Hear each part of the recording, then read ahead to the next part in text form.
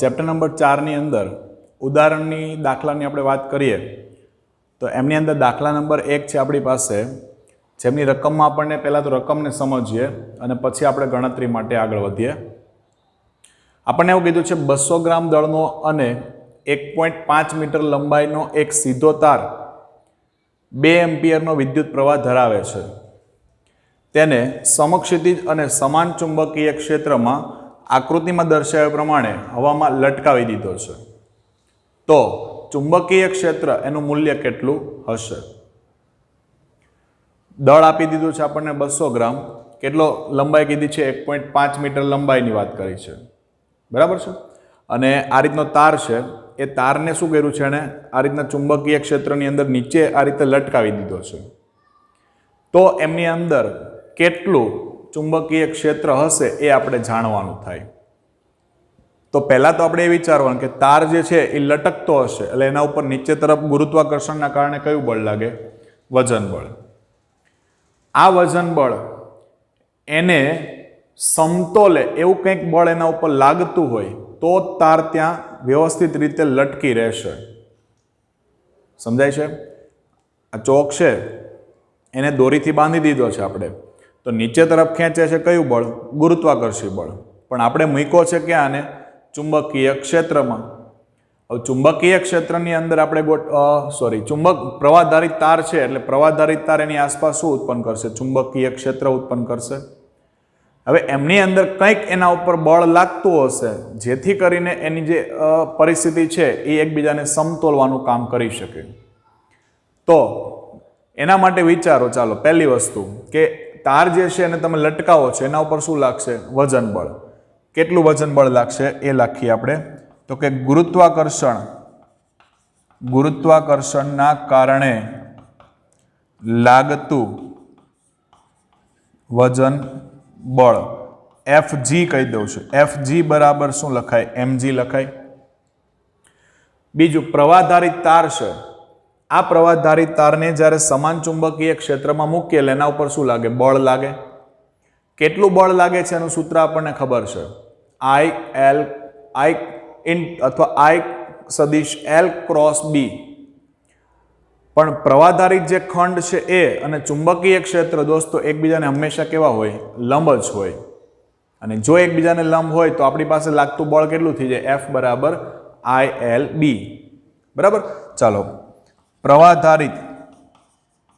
પ્રવાહધારિત તારને ચુંબકીય ક્ષેત્રમાં મૂકતા તેમના પર લાગતું બળ જેને આપણે દર્શાવીએ Fm વડે, તો Fm બરાબર ILB. કારણ શું? તો કે પ્રવાહધારિત જે ખંડ છે એ અથવા તો L સદિશ L લંબ શું થાય? સદિશ B. 90 ડિગ્રી થાય, sin 90 = 1. હવે આ લટકે છે એનો મતલબ કે બંને એકબીજાને સમતોલવા જોઈએ. જો બંને એકબીજાને સમતોલતા હોય તો આ બંનેને સરખાવી શકાય. એટલે સંતુલનની સ્થિતિ લઈ લઈએ આપણે. સંતુલન સ્થિતિ માટે આ બંનેને સમાન કરી દઉં તો mg બરાબર ILB. આપણને શું મેળવવું છે? ચુંબકીય ક્ષેત્ર. એને કરતા બનાવીએ તો B બરાબર mg ના છેદમાં I into L. ચાલો, m કેટલા છે? 200 ગ્રામ છે, તો 200 ગુણ્યા 10⁻³ થાય. G રકમમાં આપેલું નથી એટલે આપણે 9.8 લઈ લઈએ છીએ. પ્રવાહ આપણને કેટલો આપ્યો છે? 2 એમ્પિયર. અને લંબાઈ આપી દીધી છે આપણને 1.5 મીટર છે. કેલ્ક્યુલેટરની અંદર આપણે એની ગણતરી કરી દઈએ છીએ. અહીંયા પહેલાં છે 200 અને એને ગુણ્યા 9.8 કરીશું. 200 ગુણ્યા 9.8 છેદમાં 2 અને 1.5 એટલે ભાગ્યા 2 ભાગ્યા 1.5 એટલે આ થઈ ગયું 653.33 ગુણ્યા 10⁻³ થઈ દોસ્તો. હા, ચાલો હવે ઘાતને આપણે ચેન્જીસ કરી શકીએ. આ 10⁻³ પાછી કાઢી નાખીએ તો આપણો જે આન્સર છે એ ફરી પાછો આપણને ગ્રામમાં મળી શકે. બરાબર. અહીંયા આપણે શું કર્યું હતું? ગ્રામમાંથી એને કેમાં ફેરવાતા? કિલોગ્રામમાં. એટલે 10⁻³ આપણે ધ્યાનમાં લીધી છે.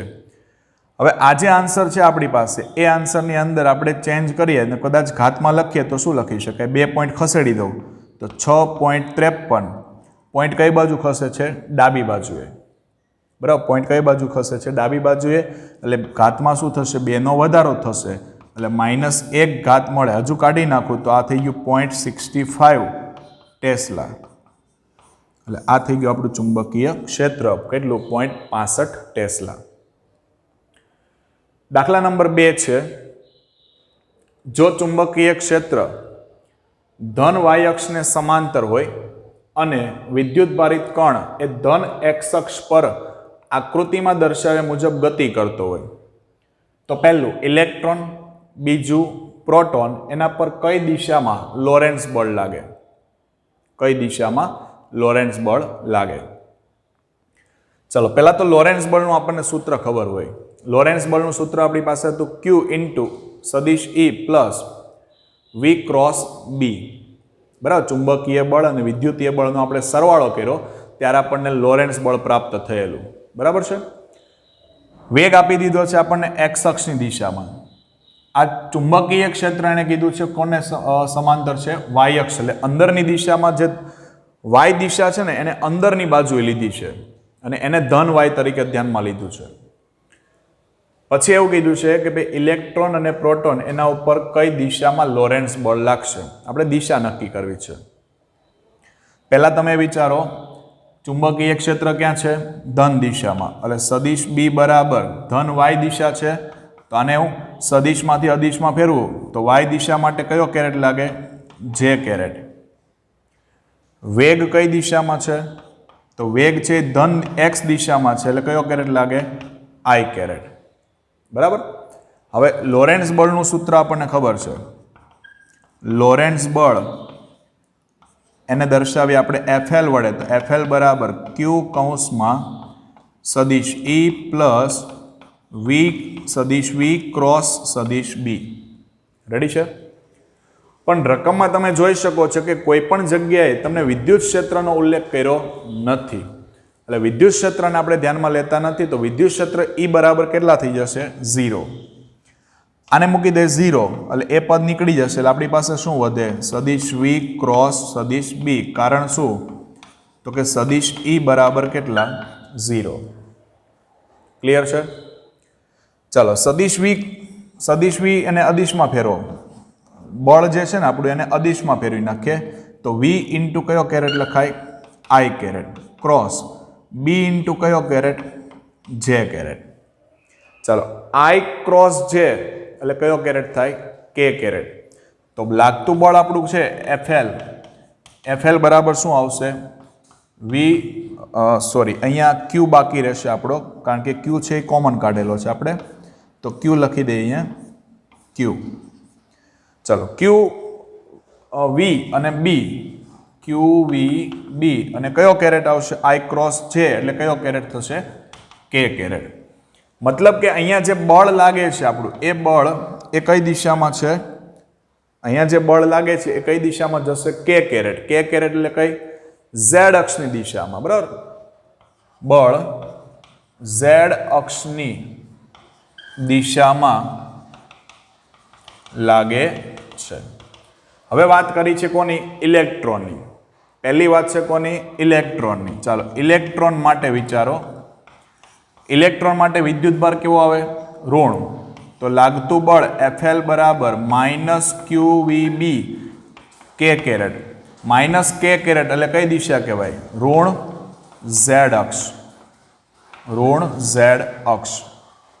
પછી બીજું કોણ છે? પ્રોટોન. ચાલો પ્રોટોન માટે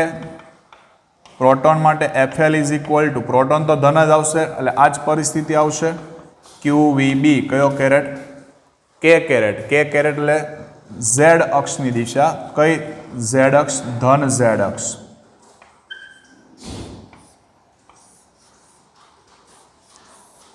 બરાબર, ધન Z અક્ષની દિશામાં એના ઉપર બળ લાગશે. એટલે બહુ સિમ્પલ દાખલો છે. દાખલા નંબર 3 ની ચર્ચા કરીએ. 6 × 10⁻⁴ ટેસ્લા જેટલા ચુંબકીય ક્ષેત્રને લંબ રૂપે 3×10⁷ મીટર પર સેકન્ડની ઝડપથી ગતિ કરતા ઇલેક્ટ્રોન એના માર્ગની ત્રિજ્યા કેટલી હશે, તેની આવૃત્તિ કેટલી હશે અને તેની ઉર્જા એ કિલો ઇલેક્ટ્રોન વોલ્ટમાં કેટલી હશે. 3 વસ્તુ માંગી છે. 3 વસ્તુ કઈ કઈ છે? એક તો ઇલેક્ટ્રોન એના માર્ગની ત્રિજ્યા કેટલી, ઇલેક્ટ્રોનની આવૃત્તિ કેટલી અને ઇલેક્ટ્રોન એના માટે એની ઉર્જા ગણવાની છે. તો પહેલી વસ્તુ એ છે કે સમાન ચુંબકીય ક્ષેત્ર એમાં લંબ રૂપે દાખલ થાય છે. તો આપણને ખબર છે કે કોઈ વિદ્યુત ભારિત કણ હોય એ જ્યારે સમાન ચુંબકીય ક્ષેત્રમાં લંબ રૂપે દાખલ થાય એટલે એના ઉપર શું લાગે? તો કે એના પર ચુંબકીય બળ લાગે. આ ચુંબકીય બળ એના ગતિપથને કેવો બનાવે? વર્તુળાકાર. યાદ આવે છે કઈ વસ્તુ? સાયક્લોટ્રોન. વર્તુળાકાર પથ પર જો એને ગતિ કરવી હોય તો એને જરૂર પડે કયા બળની? કેન્દ્રગામી બળની. અને કેન્દ્રગામી બળ પૂરું કોણ પડે છે? ચુંબકીય બળ. એટલે મૂળ તમને મેઇન કોન્સેપ્ટ પર લઈ જાઉં છું ધીમે ધીમે કરીને. બરાબર? ચાલો, પહેલા વિદ્યુત ભારિત કણને સમાન ચુંબકીય ક્ષેત્રમાં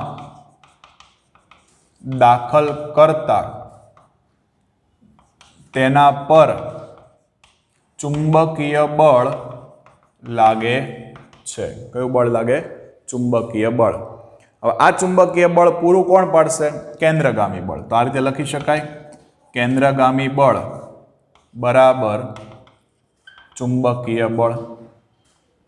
ચાલો, કેન્દ્રગામી બળ કેટલું હતું? mv²/r ઇઝ ઇક્વલ ટુ ચુંબકીય બળ qvb. VV cancel. આપણે આર જોઈએ છે પેલું ત્રિજ્યા, તો આર ને કરતા બનાવો. આર બરાબર mv/qb. ઇલેક્ટ્રોનનું દળ 9.1 × 10⁻31. ઝડપ આપી દીધી છે આપણને 3×10⁷ છેદમાં વિદ્યુતભાર ઇલેક્ટ્રોનનો કેટલો હોય? 1.6 10⁻19. ચુંબકીય ક્ષેત્ર આપ્યું છે આપણને 6×10⁻⁴. ઝડપથી તમારી પાસે કેલ્ક્યુલેટર હોય તેની અંદર ગણતરી કરી દો. હું ગણતરી કરી દઉં છું. અહીંયા 9.1 × 3 / 1.6 / 6 ઇક્વલ ટુ 2.84. ચાલો, 2.84. હવે ઘાતની અંદર આપણે વિચારવાનું છે. ઘાત આનું કેલ્ક્યુલેશન કરીએ. ઘાત છે ઉપર 31 + 7 કરીએ. આ માઇનસમાં છે, -31 + 7. નીચેથી આ ઘાત ઉપર આવશે એટલે પ્લસ થઈ જશે. આ પણ માઇનસ છે એ પણ ઉપર આવશે એટલે પ્લસ થઈ જશે. તો +19 + 4 એટલે ઘાત વધે છે આપણી પાસે 10⁻1. ચલો, 10⁻1 પ્રમાણે આપણો આન્સર શું થઈ ગયો? 0.28 મીટર. 0.28 મીટર. અથવા એક પોઈન્ટને તમે પેલી બાજુ ખસેડશો જમણી બાજુએ તો 28.4 × 10⁻2 મીટર લખી શકાય. બીજું માંગ્યું છે આપણને શું? બીજું માંગ્યું છે આપણી પાસે આવૃત્તિ કેટલી હશે. આવૃત્તિમાં આપણને ખ્યાલ આવી ગયો કે કણ હવે વર્તુળાકાર પથ પર ગતિ કરે છે એટલે એને જરૂર પડે કે નહીં? રેખીય ઝડપ માટે. રેખીય ઝડપ આપણને ખબર છે એટલે એના પરથી આપણને આવૃત્તિ મળશે. રેખીય ઝડપ v બરાબર 2πr/t થાય. આમાંથી આપણે t ને કરતા 1/t એટલે f લખાય ને આવૃત્તિ.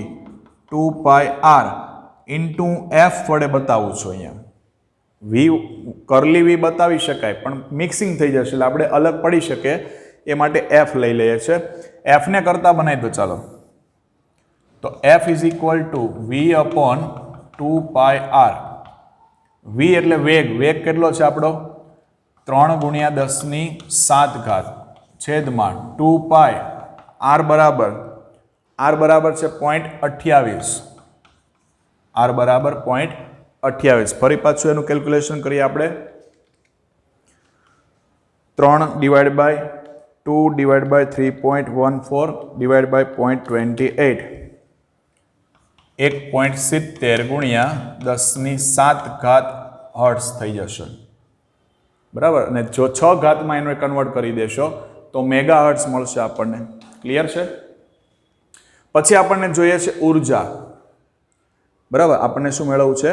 ઉર્જા મેળવવી છે. ચાલો, ઉર્જા મેળવવા માટે આપણને સૂત્ર ખ્યાલ છે 1/mv², કારણ કે ઇલેક્ટ્રોન જે છે એ ઇલેક્ટ્રોન એના માટે વિચારીએ આપણે તો અહીંયા ઉર્જા is equal to 12mv². Half m બરાબર ઇલેક્ટ્રોનનું દળ 9.1 × 10⁻31.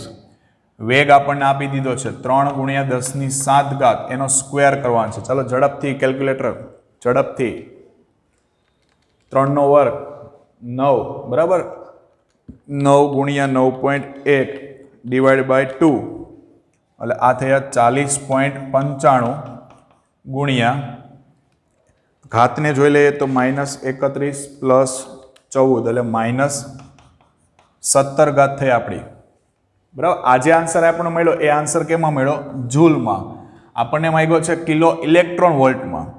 ઇલેક્ટ્રોન વોલ્ટમાં પહેલાં ફેરવીએ તો ઇલેક્ટ્રોન વોલ્ટમાં ફેરવવા માટે ડિવાઈડ બાય કરવું પડશે 1.6 10⁻19 તો 40.95 ડિવાઈડ બાય 1.6 એટલે આ થયું 25.59 ગુણ્યા અહીંયા ઘાત આવશે આપણી પાસે, જે ઘાત છે એ ઘાત ધ્યાનમાં લઈ લો તો 10⁻2 થઈ જશે.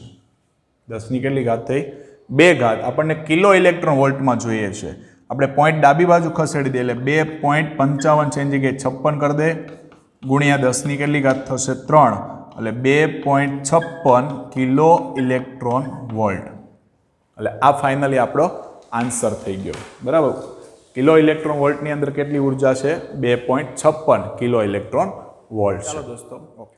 દાખલા નંબર 4ની અંદર વાત કરીએ આપણે તો એમની અંદર આપણને એવું કીધું છે એક સાયક્લોટ્રોન એની દોલન આવૃત્તિ 10 મેગાહર્ટ્ઝ છે. પ્રોટોન્સ એને પ્રવેગિત કરવા માટે કેટલું ચુંબકીય ક્ષેત્ર જરૂરી છે? એટલે ચુંબકીય ક્ષેત્ર મેળવવાનું છે. જો ડિસ્ક એની ત્રિજ્યા 60 સેન્ટીમીટર હોય તો આ પ્રવેગક એના વડે ઉત્પન્ન થયેલા પ્રોટોન એની કિરણાવલી એની ગતિ ઉર્જા કેટલી હશે? બે વસ્તુ મેળવો. ત્રિજ્યા આપણને આપી દીધી છે, કેટલી છે? 60 સેન્ટીમીટર છે. તો એ પ્રવેગક વડે ઉત્પન્ન થયેલા પ્રોટોન એની કિરણાવલી એની ગતિ ઉર્જા આપણે મેળવવાની થશે. પહેલાં તો આપણને કીધું છે સાયક્લોટ્રોન અને જોઈએ છે આપણે ચુંબકીય ક્ષેત્ર. આવૃત્તિ આપી દીધી છે આપણને, એટલે સાયક્લોટ્રોન એમની અંદર આપણે આવર્તકાળનું સૂત્ર જોઈ ગયા હતા. આવર્તકાળનું સૂત્ર હતું 2πm/q × b. એના ઉપરથી આપણને આવૃત્તિ મળે. આવર્તકાળનો શું કરીએ?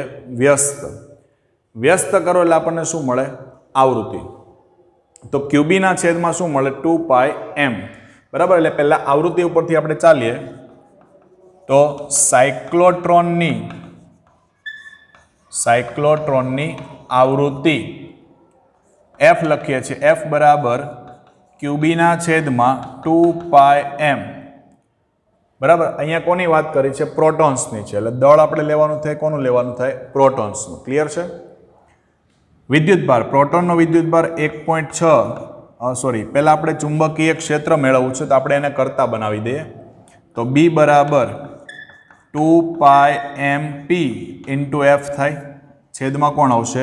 q. ચલો 2πmp પ્રોટોનનું દળ 1.67 10⁻27. આવૃત્તિ આપણને કેટલી આપી છે? 10 મેગાહર્ટ્ઝ એટલે 10 × 10⁻10 છેદમાં q. q બરાબર 1.6 10⁻19. ઝડપથી ચાલો એમનું સાદું રૂપ આપીએ. 2π 2 × π એટલે 3.14 1.67 10 પણ લઈ લઉં છું ડિવાઈડ બાય 1.6 એટલે આ થઈ ગયું મારી પાસે 65.54. ઘાતનું કામ કરી દઈએ છીએ આપણે. 27 છે એમાંથી 10 જતી રહેશે એટલે -17 બચે અને 19 ઘાત છે ઉપર આવશે એટલે 10ની કેટલી ઘાત થઈ જશે? 2 ઘાત. એટલે 6.55 ગુણ્યા 10⁻³ ટેસ્લા લખાય. એટલે આ થયું આપણું ચુંબકીય ક્ષેત્ર B, બરાબર. ચુંબકીય ક્ષેત્ર કેટલું આવી ગયું? 6.55 ગુણ્યા 10³ ટેસ્લા. હવે આપણને એવું કીધું છે જો ડીશ એની ત્રિજ્યા 60 સેન્ટીમીટર હોય તો આ પ્રવેગક એના વડે ઉત્પન્ન થયેલા પ્રોટોન એની કિરણાવલીની ગતિ ઉર્જા કેટલી હશે. હવે દોસ્તો ગતિ ઉર્જા આપણે મેળવવી છે એટલે પહેલી પરિસ્થિતિ આપણે એ સમજવાની થાય, ત્રિજ્યા આપી છે, ગતિ ઉર્જા લાવવાની એટલે 12 mv² લેવું પડે, તો આપણે વેગ મેળવવો પડશે. વેગ મેળવવા માટે વર્તુળાકારે ભ્રમણ કરતું હોય તો આપણને કક્ષીય ઝડપનું સૂત્ર ખબર છે, કક્ષીય ઝડપ v બરાબર 2πr/t. હવે t આપણને ખબર નથી, એની જગ્યાએ આપણને આવૃત્તિ ખબર છે તો આની જગ્યા ઉપર લખાય ને 2πr × f.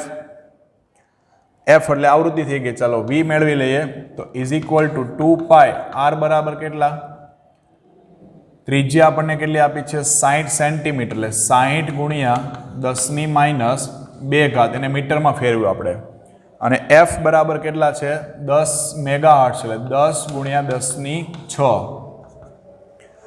ચાલો આનો પણ આન્સર જોઈ લઈએ તો 2π એટલે 3.14 ગુણ્યા 60 બરાબર, ગુણ્યા 10 પણ લઈ લઈએ તો 3768 ગુણ્યા આ 2 ઘાત છે ને આ 6 છે એટલે વધે આપણી પાસે 4 ઘાત. પોઈન્ટ આ બાજુ ખસેડી દો એટલે 3.77 કરી દે, 3.77 ગુણ્યા કેટલા પોઈન્ટ ખસે છે 1 2 ને 3, કઈ બાજુ જાય ડાબી બાજુ એટલે ઘાતમાં શું થાય વધારો એટલે 7 ઘાત થઈ ગઈ મીટર/સેકન્ડ. ક્લિયર છે. હવે શું મેળવવું છે આપણે, એની ગતિ ઉર્જા જોઈએ તો ગતિ ઉર્જાનું સૂત્ર k બરાબર 1/2 mv², k બરાબર 1/2 mv² ઇઝ ઇક્વલ ટુ 1/2 પ્રોટોન્સની વાત છે એટલે પ્રોટોનનું દળ કેટલું લેશો, અહીંયા 1.67 લીધું છે એ જ લઈ લેવાનું, 1.67 10⁻27 ગુણાકારમાં v કેટલા છે 3.77 ગુણ્યા 10⁻7 એનો સ્ક્વેર. ચાલો ઝડપથી એમનું સાદુરૂપ આપી દો, 1.67 ગુણ્યા 3.77 ગુણ્યા 3.77 / 2, 11.86 ગુણ્યા 10⁻27 પ્લસ 14 કરવાના, -27 પ્લસ 14 એટલે 10 થઈ ગઈ -13. આટલા આપણા જૂલમાં આન્સર મળે. બરાબર, આટલો આન્સર આપણો કેમાં આવે, જૂલમાં આવે. પછી તમારે એને ઇલેક્ટ્રોન વોલ્ટમાં ફેરવવો હોય તો તમે શું કરી શકો, 1.6 ગુણ્યા 10⁻19 વડે એને ભાગી શકો, એનો ગુણોત્તર લઈ લેશો એટલે તમારો જે આન્સર આવશે કેમાં હશે, ઇલેક્ટ્રોન વોલ્ટમાં હશે. ત્યાર પછી દાખલા નંબર 5ની ચર્ચા કરીએ. દાખલા નંબર 5 માટે એવું કહેવાય કે સૂક્ષ્મ ખંડ ΔL બરાબર ΔXi એને ઉગમ બિંદુ પર મૂક્યો છે, તેમાંથી મોટો પ્રવાહ આપ્યો છે 10 એમ્પિયર પ્રવાહ પસાર થાય છે જે આપણને આકૃતિમાં દર્શાવી દીધો છે. તો y અક્ષ ઉપર 0.5 મીટરના અંતરે ચુંબકીય ક્ષેત્ર કેટલું હશે. 0.5 મીટરનું અંતર છે, આપણે ત્યાં ચુંબકીય ક્ષેત્ર જોઈએ છે દોસ્તો. હવે આકૃતિમાં તમે જોશો તો તમને કેટલી વસ્તુ આપી છે, આ 0.5 મીટર કીધું છે એટલે એ r મળી ગયું છે, ખૂણો આપેલો છે, સૂક્ષ્મ ખંડ છે, એટલે એનો મતલબ એવો થયો કે આપણી પાસે બાયો સાવરનો નિયમ છે, કારણ કે એમની અંદર આ બધી વસ્તુ આવશે. બાયો સાવરના નિયમમાં પ્રવાહ પણ આવે છે, IDL cross r upon r², પણ આપણે એને સાદું રૂપ આપેલું એટલે μ0/4π IDL sin θ અપોન r² વાળું સૂત્ર હતું આપણી પાસે. એમાં થીટા પણ છે, r પણ આપેલા છે, dl પણ આપી દીધા છે, બરાબર, પ્રવાહ પણ આપી દીધો છે, એટલે બધી વસ્તુ આપણી પાસે છે. એટલે કોનો ઉપયોગ કરીએ, બાયો સાવરના નિયમ પરથી. ચાલો બાયો સાવરના નિયમ પરથી સૂત્ર શું, તો કે dB ઇઝ ઇક્વલ ટુ μ0/4π, આપણે અદિશમાં જ લઈ લઈએ, μ0/4π IDL sin θ અપોન r². μ0/4π એટલે μ0 ની વેલ્યુ છે 4π × 10⁻⁷ / 4π. પ્રવાહ કેટલો છે 10, ડેલ્ટા એક્સ બરાબર ડેલ્ટા એલ એટલે ડીએલ લેવાનું થાય. ડેલ્ટા એક્સ કેટલા આપ્યા છે? 1 સેન્ટીમીટર એટલે 10⁻². સાઇન થીટા, થીટા બરાબર કેટલા છે? 90 ડિગ્રી. છેદમાં આર સ્ક્વેર, આર બરાબર છે 0.5નો સ્ક્વેર. ચાલો ઝડપથી ગણતરી કરવા લાગો. 4π કેન્સલ. સાઇન 90 = 1 થઈ જશે. એ સિમ્પલ જ ગણતરી છે, કોઈ જરૂરિયાત નથી કેલ્ક્યુલેટરની. 0.5 એટલે 1/2 કહેવાય. 1/4 થશે, 4 આવી જશે ઉપર. 10⁻7, 10⁻2 એટલે -9 થઈ. -9માંથી 1 ઘાત જતી રહેશે એટલે -8 એટલે 4 × 10⁻8 ટેસ્લા. ચાલો હવે દિશા નક્કી કરીએ. કઈ દિશામાં હશે? સૂક્ષ્મખંડ કઈ દિશામાં આપ્યો છે? એક્સ અક્ષની દિશામાં. મતલબ કે પ્રવાહધારિત સૂક્ષ્મખંડ કઈ દિશામાં છે? એક્સ અક્ષની દિશામાં છે. ચુંબકીય ક્ષેત્રમાં અહીંયા ડોટ આપ્યું છે એટલે કઈ તરફ આવે? બહારની તરફ આવે. તો આ પરિસ્થિતિ થાય. પ્રવાહધારિત ખંડ એની દિશામાં અંગૂઠો, આંગળીને વળાંક આપશો એટલે બહાર આવશે. એટલે આ પરિસ્થિતિ પ્રમાણે આ લઈએ તો આ પ્રવાહધારિત ખંડ આ ચુંબકીય ક્ષેત્રની દિશા છે. તો એ પરિસ્થિતિ પ્રમાણે બહારના ભાગમાં આવશે. અને એમ પણ સિમ્પલ રીતે તમે જોઈ શકો ને, આ પરિસ્થિતિ પ્રમાણે અંગૂઠો આ જાય છે, આંગળીને વળાંક આપો, કઈ તરફ આવે છે? બહારની તરફ. આ એક્સ અક્ષ છે, આ વાય અક્ષ છે, તો બહાર તરફ કોણ થાય? ધન ઝેડ અક્ષ થાય. એટલે ચુંબકીય ક્ષેત્ર કઈ દિશામાં હોય? ધન ઝેડ અક્ષની દિશામાં હશે. ક્લિયર છે? ચાલો દાખલા નંબર 5 પૂરો કર્યો. હવે દાખલા નંબર આપણે 7ની વાત કરીએ છીએ. દાખલા નંબર 6 જે છે એના માટે આપણને વધારે જગ્યાની જરૂરિયાત છે, એટલા માટે એના પછીના ભાગની અંદર આપણે એને ગણીશું. અને ખાસ મિત્રો તમને ખ્યાલ છે અત્યારે ભાઈ જગ્યાનો ખાસ અભાવ છે, સમયનો પણ અભાવ. સમયનો તો જો કે ઘણો બધો અભાવ નથી એમ કહી શકાય, ભરપૂર સમય છે અત્યારે, પણ જગ્યાનો અભાવ છે એટલા માટે આપણે એના પછીના ભાગમાં દાખલા નંબર 6થી આપણે શરૂઆત કરીશું. ચાલો દાખલા નંબર 7 છે, એમની અંદર 10 સેન્ટીમીટર ત્રિજ્યા ધરાવતું અને ખૂબ જ પાસે રહેલા 100 આંટા ધરાવતું એક ગૂંચળું એને ધ્યાનમાં લો, જેમાંથી 1 એમ્પિયર વિદ્યુત પ્રવાહ પસાર થાય અને આ ગૂંચળા એના કેન્દ્રમાં ચુંબકીય ક્ષેત્ર એનું મૂલ્ય કેટલું હશે? આપણને જે વાત કરી છે કોની છે? ગૂંચળાના કેન્દ્ર પાસે ઉદ્ભવતું ચુંબકીય ક્ષેત્ર. આપણને સૂત્ર ખ્યાલ છે. આંટા આપેલા છે 100 આંટા એટલે μ0ni/2r. સિમ્પલ જ છે, બરાબર. ગૂંચળાના કેન્દ્ર પાસે ઉદ્ભવતું ચુંબકીય ક્ષેત્ર B બરાબર μ0ni/2r. ચાલો μ0 એટલે 4π × 10⁻⁷. આંટા કેટલા? 100. પ્રવાહ કેટલો છે? 1. ત્રિજ્યા કેટલી આપી છે? 10 સેન્ટીમીટર એટલે 10 × 10⁻2 થઈ જશે. 2 અહીંયા ભાગ ચલાવી દો એટલે 2 વધશે એટલે 2π બરાબર. 10ની અહીંયા કેટલી ઘાત વધશે? 1 ઘાત, પણ માઇનસમાં આવે. 1 ઘાતને ઉપર લઈ જાઓ એટલે પ્લસ થઈ જશે. અહીંયા પ્લસમાં 2 ઘાત છે, 1 ઘાત ઉમેરાશે એટલે 3 ઘાત થઈ, 7માંથી 3 જશે એટલે -4 ટેસ્લા. તો ચુંબકીય ક્ષેત્ર મળી ગયું તમને 2π × 10⁻⁴ ટેસ્લા. ઓકે, નેક્સ્ટ માટે આપણે નેક્સ્ટ લેક્ચરમાં ફરી પાછા મળીશું.